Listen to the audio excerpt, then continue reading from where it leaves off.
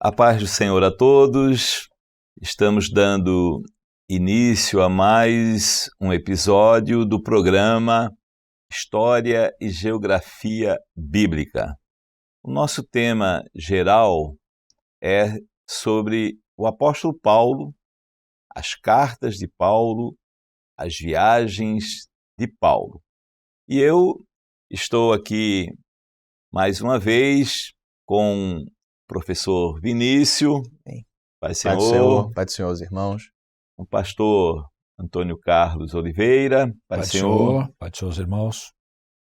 O nosso tema hoje é sobre a segunda viagem de Paulo. Lembram que nós atravessamos da Ásia para a Europa. Falamos um pouco ali de Filipos, a cidade, de Filipos, e agora nós vamos para outras cidades, que na época ali na Macedônia, também na Grécia, Acaia, e esse será o assunto de hoje. Mas antes ainda eu queria fazer uma pequena recapitulação, desde o início, porque nós estamos no livro dos Atos dos Apóstolos. Então nós começamos a falar de Paulo. A conversão de Paulo se deu ali em torno de 34, 35, aí nós vemos que ele ficou um bom tempo aprendendo da palavra. Lá em 46 é que ele, em Antioquia da Síria, com os irmãos reunidos, partiu ele e Barnabé para a primeira viagem, que se deu ali em torno de 46, 48. Nós já falamos sobre isso em outros episódios.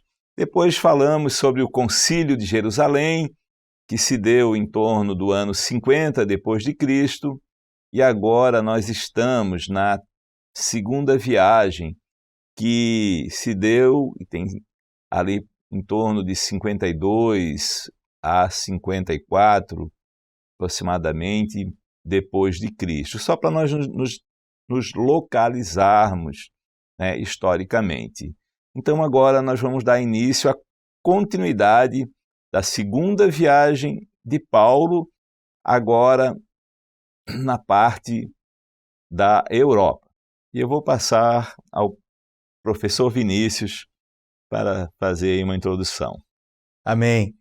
Vamos então lembrar, aquilo que falamos nos episódios anteriores, de que nós tínhamos uma evangelização que vinha sendo feita no continente europeu. Então, a última cidade que mencionamos anteriormente foi a cidade de Filipos. Então, vamos relembrar aqui de algumas conversões que sempre nos marcam. A conversão de Lídia, nós tivemos a conversão do carcereiro, da sua família. Então, ali uma igreja fica instituída. Até que, posteriormente, pela via Egnátia, então, aqueles homens, Paulo e Silas, eles vão sair, então, de Filipos e chegam à cidade de Tessalônica. Inclusive, o próprio apóstolo Paulo, em uma das suas cartas, aliás, em duas de suas cartas, ele vai endereçar para os tessalonicenses. Quando nós falamos de saiu de um lugar, foi para outro lugar, às vezes fica um pouco solto das distâncias, mas entre Filipos e Tessalônica são em torno de 112 quilômetros de distância. Então, as jornadas para a pregação do evangelho eram muito longas, Então, nessa cidade ali de Tessalônica, nós tivemos, por ser um importante até centro comercial, então Tessalônica tinha uma importância por ser um local de encontro entre mercadores, homens que vendiam, que passavam por rotas entre os continentes. Aquela cidade ali era até um ponto de encontro. E a palavra de Deus nos informa, nos afirma que Paulo ele estava nas sinagogas. Então, nós temos ali, diferente de Filipos, um local onde havia judeus que faziam, né, os ritos judaicos já naquela cidade, diferente de um lugar que não tinha uma sinagoga, por exemplo. Então, naquele local, Paulo ele fica por 3 sábados, ou seja, por 3 semanas, Paulo estava ali de uma forma incessante pregando o Evangelho.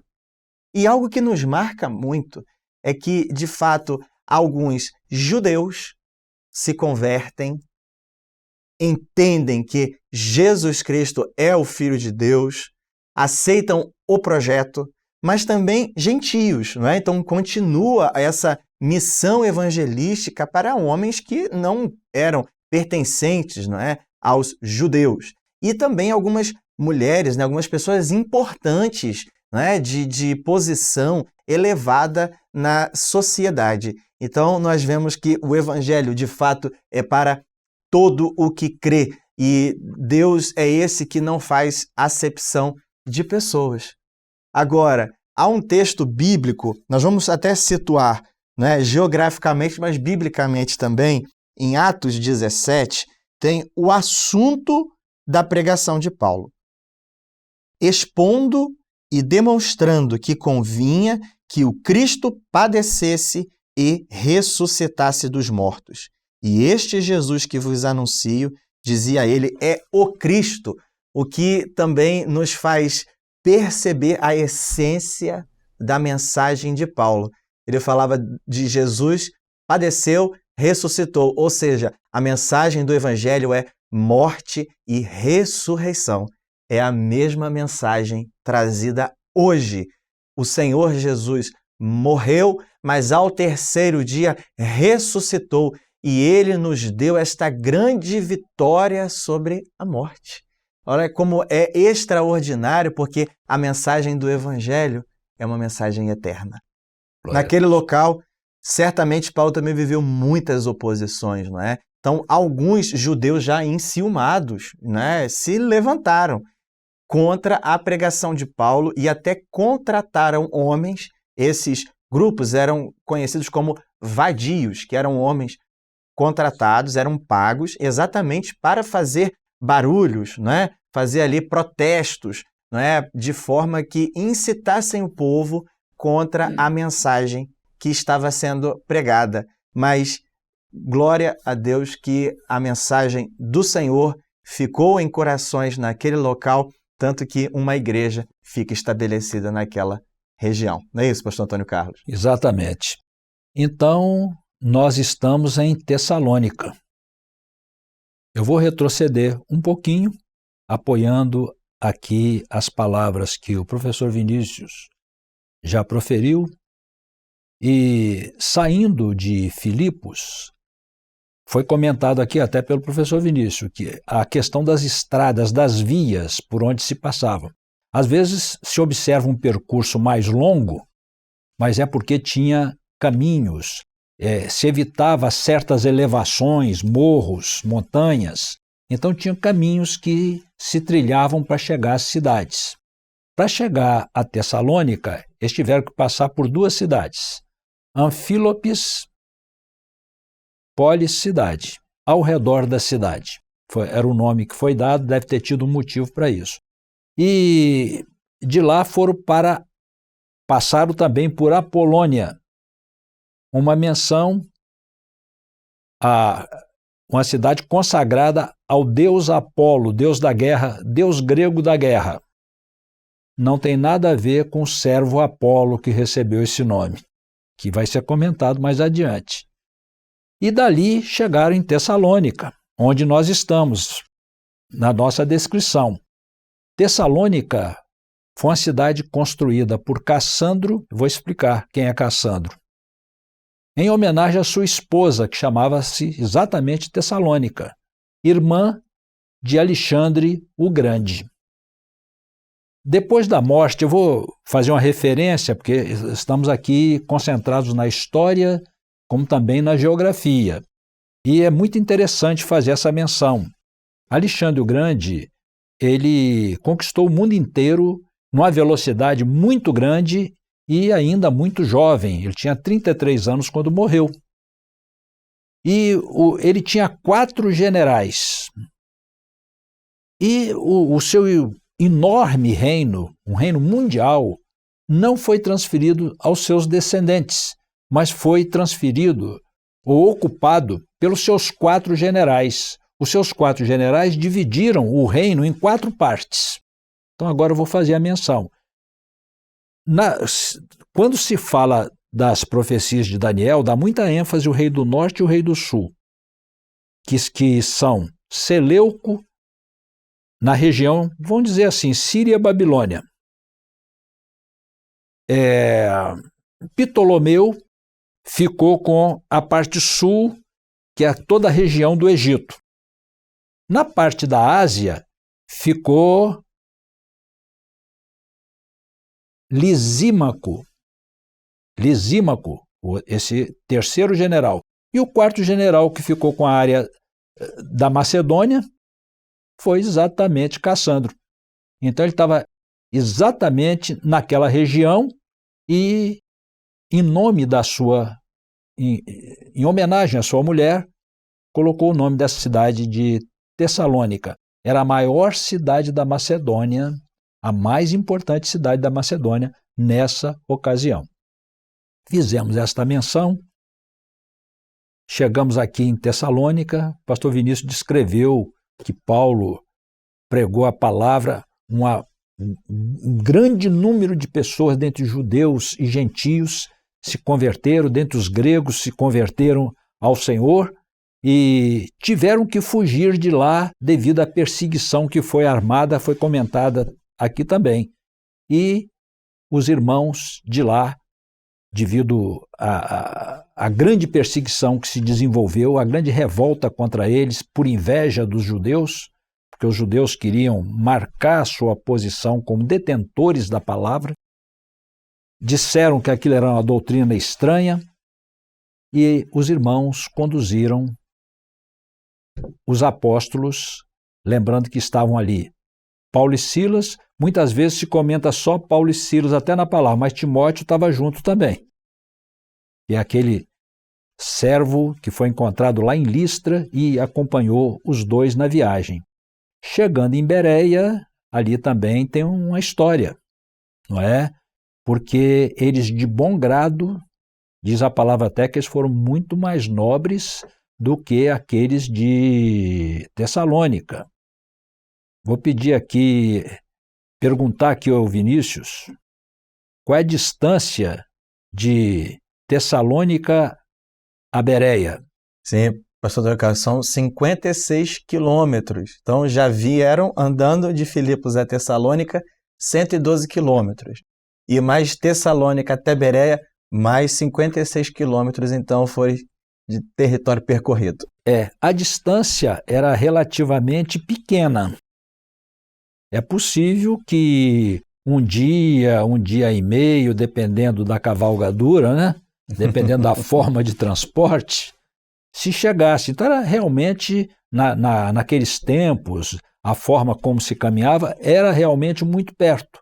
E ali eles anunciaram a palavra, eles ouviram de bom grado, também uma grande quantidade de pessoas se converteram ao Senhor, mas de repente chegaram os judeus de Tessalônica, ouvindo que Paulo estava pregando a palavra e incitaram a cidade e a multidão contra os discípulos. Nós lembramos aqui que o alvo sempre era Paulo. Não se dava muita atenção a Silas e a Timóteo, porque o foco, a atenção estava toda voltada para Paulo, porque Paulo era quem pregava. Quem expunha a palavra, quem expunha o evangelho, era Paulo. Então, os irmãos tiveram que conduzir Paulo para tirar da cidade. Ele iria fazer uma viagem extensa, mas eu vou dar uma pausa para saber se o professor Vinícius, por certo, tem alguns comentários ainda das ocorrências ali em Bereia. Sim. Mas antes eu queria só citar alguns detalhes aqui. Primeiro, né, que esses judeus que se opuseram, que não foi a maioria, na Sim. verdade a Bíblia destaca como judeus desobedientes. Muito bom. Então, um grupo de judeus desobedientes se opuseram e contrataram, como o professor Vinícius falou, vadios da cidade para incitar a multidão. E nós vamos ver que depois eles andam esses 52 quilômetros e vão lá em Bereia Atrás. incomodar lá quando Paulo estava lá. Agora, o que eu queria destacar é isso, né? Que foi um grupo de judeus desobedientes.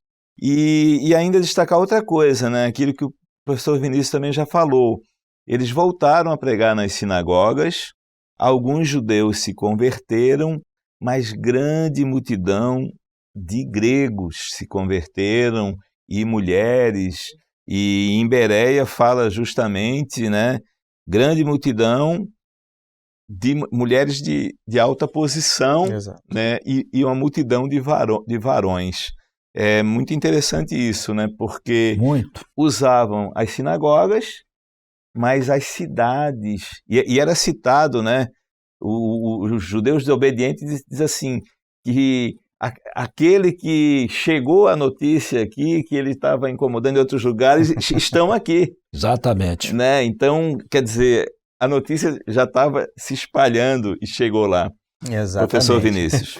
Mas é importante, não é, essa persistência, ou melhor, essa perseverança, não é, Perseverança. em executar aquele ministério que foi confiado pelo Senhor. E o importante é que eles, então, chegando a Bereia, havia ali uma peculiaridade no público, nas pessoas que estavam ouvindo a pregação de Paulo. E isso nós vamos encontrar ainda no capítulo 17, mas agora no verso 11, que diz assim: ora, estes foram mais nobres do que os que estavam em Tessalônica, porque de bom grado receberam a palavra, examinando cada dia nas Escrituras se estas coisas eram assim. Isso não é, nos faz lembrar de que nós não tínhamos uma Bíblia, um cânon completamente formado, mas nós tínhamos o Antigo Testamento. Então, Paulo falava, não é, da mensagem de Jesus Cristo como Salvador. Então, quantas profecias, muitas profecias no Velho Testamento falam acerca do Senhor Jesus. Então, eles conferiam, não é, nas Escrituras se era realmente assim. E olha que interessante, isso foi nobreza aos olhos do Senhor. Glória a Deus. Então, enquanto, né, os homens querem, né, um comportamento ou outro, mas o que importa para nós é sermos nobres, né, pela misericórdia, mas aos olhos do Senhor. E certamente eles tinham ali um hábito, né, que é nosso também, porque eles estavam conferindo a cada dia nas Escrituras. Hoje, né, nós estudamos a palavra a cada dia, né? Sejam nas escolas bíblicas dominicais, que nós temos, né, esse debruçar sobre a palavra e buscar as revelações, a orientação do Senhor, o que o Senhor deseja para a nossa vida hoje. Isso é muito importante. E olha como que nós estamos vendo a semelhança, a igreja primitiva debaixo do mesmo Espírito na igreja do breve. E assim, está pegando ainda, Sim. talvez até tu vá falar sobre Não, isso. pode falar, pode Mas assim, essa questão foram mais nobres que o de Tessalônica, porque examinavam as Escrituras para ver se de fato era assim. Um conselho a todos, né? Que ouvem isso, ouvem aquilo, o Senhor dá digamos, esse elogio, né? Que é mais nobre ir lá e examinar na Escritura, não examinar com fulano de tal, mas examinar nas Escrituras se de fato aquilo que está sendo pregado é assim. E eu só queria dizer o texto que os judeus desobedientes usaram. Eles disseram o seguinte, ó, esses que têm alvoroçado o mundo chegaram aqui. Então, alvoroçado o mundo. Então, a notícia que chegou lá era que o mundo estava alvoroçado por causa do Evangelho. Pastor Antônio Carlos. Bom, eu queria fazer o seguinte comentário. É mais um esclarecimento para os irmãos que estão acompanhando conosco. O que eram as sinagogas? Bom. Quando o templo foi destruído, que foi no ano 70 depois de Cristo, não foi mais construído. Claro que eles estavam antes, mas o templo já havia sido destruído outras vezes. E pela falta o único lugar de culto era no templo. Mas os judeus passaram a construir nas suas cidades locais de oração. Era como se fosse um cômodo para oração que com o tempo passou a se chamar sinagoga. Então todos os sábados a lei era falada, a lei e os profetas eram lidas e explicadas nas sinagogas pelos judeus. Lembrando também que até a morte e ressurreição de Jesus não havia igreja, não havia Novo Testamento, só havia o Velho Testamento. Então, é de se compreender como que a cultura judaica estava tão entranhada no coração e na mente de todos. A referência que se tinha era o Velho Testamento. Não se tinha outra referência. Por isso, agora me reportando a mensagem, mas antes ainda um pouco, por isso Paulo entrava nas sinagogas, que era o lugar de reunião mais próprio que tinha para pregar a palavra. E ele queria já convencer os próprios judeus. Bom, convencer de quê? Era a mensagem dele citada aqui pelo professor Vinícius. Vou até repetir aqui. Demonstrando que Cristo padecesse, ressuscitasse dos mortos, e este Jesus que vos anuncio, dizia ele, é o Cristo. Bom, os judeus esperavam o Messias. Mas quem é o Messias? Que figura é essa? O Messias. O Messias, ele passou a ser descrito em toda a Bíblia, muitas vezes imperceptível. Por exemplo, na queda do homem, o Senhor já disse assim, da semente da mulher, levantarei aquele que há de pisar a cabeça da serpente. Já começou as profecias sobre o Messias ali. O Messias significa alguém que seria um salvador do povo de Israel. Só que esse é o entendimento do Velho Testamento, não é só de Israel. Quando Jesus veio, ele mostrou que ele veio para o mundo inteiro, para todos os habitantes da terra, esse Salvador. Porém, o entendimento dos judeus era que esse Messias, e a maior referência que se tem é o rei Davi. Por que Davi foi a maior referência? Porque ele teve a capacidade de fazer algumas coisas extraordinárias. Primeira coisa, a postura dele agradou a Deus. Ou seja, era um homem que caminhava com Deus. A segunda coisa, ele compreendia não só a letra, mas ele compreendia a essência da palavra e andava nela. Foi perseguido e jamais amaldiçoou aquele que o perseguia. Ao contrário, até defendeu e até deixou de matá-lo. O livrou. Então, a outra característica, quando Davi foi feito rei, aí que começa a figura do Messias. Ele venceu todos os inimigos de Israel. Todos. Inclusive tinha um grupo, um povo chamado os filisteus, que em toda a história de Israel exerceu uma oposição a Israel de todo o tamanho. Ele venceu os filisteus, venceu as nações em volta, trouxe a paz sobre Jerusalém. Essa qualificação de Davi é muito importante para Israel, porque essa é a figura do rei. Essa figura do rei é como Israel espera o Messias. O Messias, então, é esse Salvador. Mas vou me estender mais um pouquinho aqui, pastor Ian, professor Vinícius, devido a essa importância tão grande do Messias. E então os judeus, eles esperam um rei que vai trazer a paz sobre Israel. Podem ver que Jerusalém é profeticamente cercada de todos os lados. Todo mundo quer Jerusalém. Não quer Roma, não quer Londres, não quer Nova York, quer Jerusalém, porque é incitado pelo adversário, porque sabe que o rei vai pisar lá. Portanto, Israel, o perfil principal do Messias para Israel é um rei que vai trazer o livramento de todos os seus inimigos. Mas ele não teve só esse atributo, ele tinha vários outros atributos. Davi mesmo.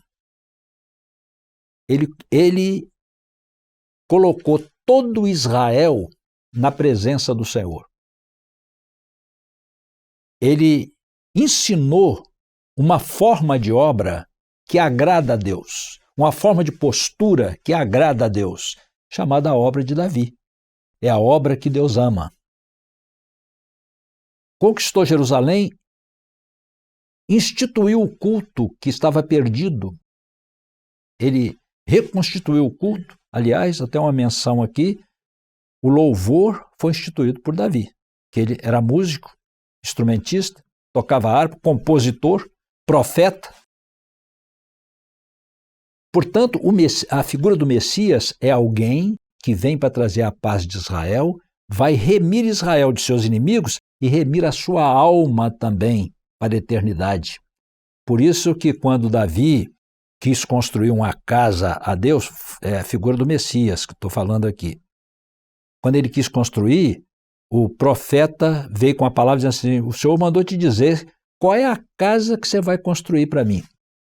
Eu que fiz os céus dos céus. Fiz os céus dos céus. Eu fiz o mundo e os seus habitantes. Qual é a casa? Eu sou o Criador. Qual é a casa que você vai fazer para mim, para que eu habite nela? Mas disse assim: mas fizestes bem ter isso no teu coração. E o Senhor te faz saber que Ele é que vai te fazer casa. Por isso que o profeta mais adiante diz assim: vos darei as firmes beneficências de Davi. Porque ele recebeu a promessa de eternidade. E essa promessa, ela é estendida a nós através do Messias. E o Senhor ainda disse que da descendência de Davi traria o Messias. Então essa é a figura do Messias, um Salvador, tanto da parte física como da parte espiritual. Vai vencer os inimigos físicos e os inimigos espirituais, e o maior inimigo é a morte. Ele vai dar a vida eterna. Mas Israel não entendia isso muito bem. Israel esperava, então, o Messias. Messias, palavra hebraica. Aí nós fazemos uma pergunta aqui, muitos sabem. Qual é a palavra? O mundo da época de Paulo falava o grego. Devido às conquistas de Alexandre, ele instalou o idioma grego em todo o seu reino, que permaneceu. O Império Romano falava o latim, mas todos falavam o grego. Outras nações que estavam lá dentro falavam só a própria língua, mas o grego era a língua comum, como o inglês hoje é a língua comum, né, que todos os povos falam. Então, qual é a palavra que corresponde a Messias no idioma grego? Cristo. Então, quando se fala assim, ele dizia que Jesus era o Cristo, ele estava dizendo que Jesus é o Messias que eles esperavam. Então, essa é a mensagem de Paulo, que coisa interessante. Como que a figura do Messias estava muito arraigada nos corações, e todos esperavam a vinda do Messias. Quando Jesus está com a mulher samaritana, ela diz, quando o Messias vier, ele nos fará saber todas as coisas. Ela está falando de coisas espirituais, né? De coisas espirituais, como o Messias era. Então, ela era samaritana, não era um judeu misturado. Mas como que todos esperavam o Messias? Então a mensagem de Paulo era essa: o Messias veio. E o Messias é o Senhor Jesus.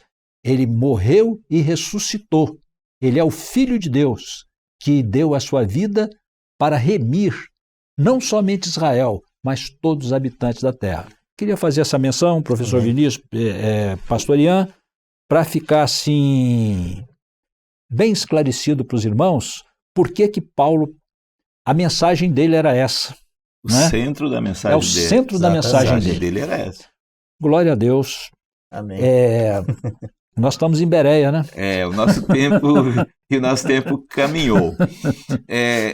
Nós vamos deixar uma palavra aqui, vai ter a continuidade, né, desse episódio, no próximo episódio, mas nós queremos deixar uma ênfase de uma mensagem aqui, que foi esse texto que está em Atos 17:11, que diz exatamente isso. Ora, estes foram mais nobres do que os que estavam em Tessalônica, porque de bom grado receberam a palavra, examinando cada dia nas Escrituras se estas coisas eram de fato assim. Aqui a palavra dá uma resposta justamente para os judeus desobedientes, que se opuseram à mensagem de Paulo, que se opuseram à mensagem do Messias, né, que Cristo é o Salvador, e aí colocaram confusão, alvoroço, questionaram. Então, a população de Bereia podiam estar assim, nem vamos receber esse homem. Né? Os judeus, a sinagoga podia fechar, não vamos receber. Mas não, eles foram mais nobres. Muito bom. Não só receberam, Mas como examinaram na Escritura e viram que quem estavam errados eram os judeus desobedientes, os falsos crentes. Exatamente. Os crentes desobedientes que estavam errados, e não a palavra, e não aquilo que estava sendo pregado pelo apóstolo Paulo. Então, nós estamos aí já avançado. Vinícius, quer completar alguma coisa? Só dizer que após esse episódio, então, Silas e Timóteo vão permanecer ali em Tessalônica, em Bereia, vão permanecer em Bereia. Então, Paulo já vai se retirar para o mar e ele vai se dirigir para uma outra cidade, que será, então, alvo de um próximo episódio, que é a cidade de Atenas, não é? Com muita experiência para contar. Amém. Antônio Carlos, quer acrescentar alguma coisa? Não, só queria dizer o seguinte, que por certo que na medida que nós estamos falando aqui, os mapas estão acompanhando, né? Sim, com certeza. Porque estamos falando aqui de lugares, de passagens, né? Então, enquanto nós estamos falando aqui, porque os irmãos que estão nos ouvindo, ou participando, esses mapas, eles são colocados simultaneamente à medida que estamos falando. Sim. Não é verdade? É verdade. Então, amém. Só essa recomendação de colocar os mapas. Os mapas, as datas, nos ajudam muito a compreender épocas e nos localizar geograficamente ali no Império Romano da época, né? Nós estamos ali entre Roma e Jerusalém. Está aqui nessa região aqui da Grécia, Macedônia. Então, e a palavra do Senhor avançando. Amém. Nós hoje ficamos por aqui. Pai do Senhor, pastor Antônio Carlos. Pai do Senhor aos irmãos. Pai do Senhor, Vinícius. Pai do Senhor aos pastores, aos irmãos. Né? Amém. A paz do Senhor a todos. Amém.